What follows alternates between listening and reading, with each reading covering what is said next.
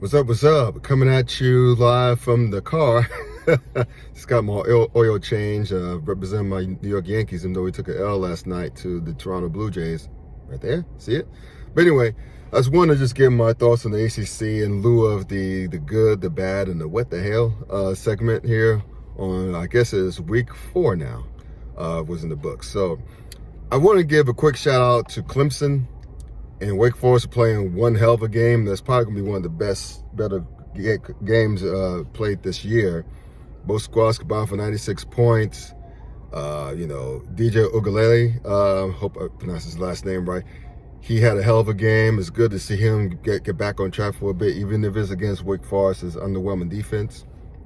And Sam Hartman did the damn thing too. So much respect to those two squads. Wake's not going to go anywhere anytime soon. Sure, they may not be able to compete for the national championship or for college football playoff. Rather, may not be able to win the ACC as far as like defend the Atlantic Division championship from last year, but they're good.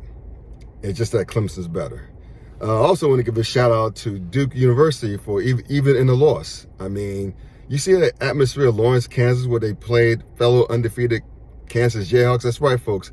Duke and Kansas were both undefeated in football, 2 basketball schools.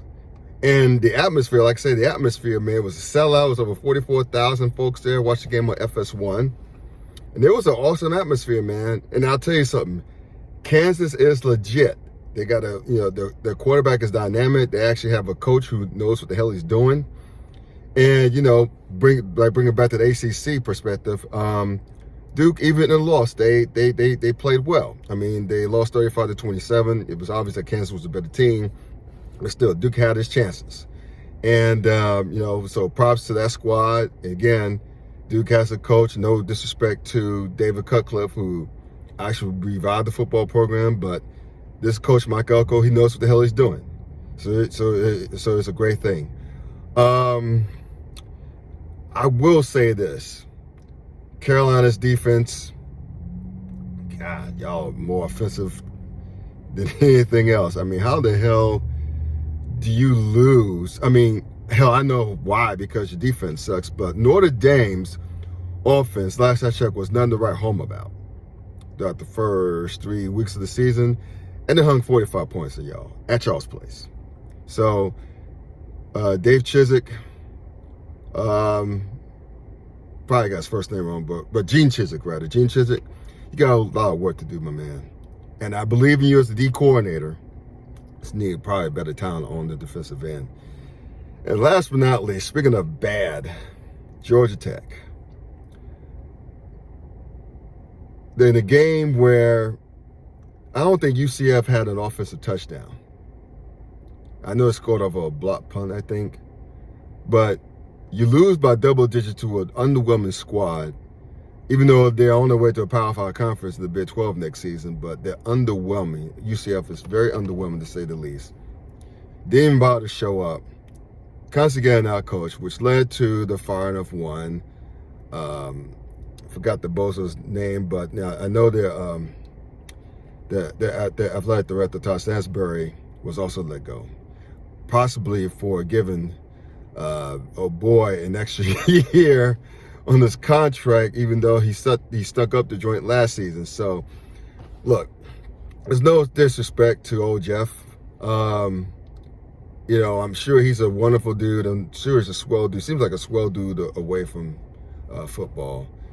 But the antics, I mean, his players lifting weights on the sidelines right before the game, it's just a total clown show.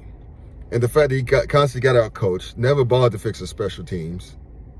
I mean, constantly getting your ass kicked every week. 42-0 to Ole Miss, losing bid to Clemson early, and then barely beating Western Carolina, then get your ass kicked by an underwhelming UCF squad. You had to go. He had to go. So I don't know who could come in and coach Georgia Tech.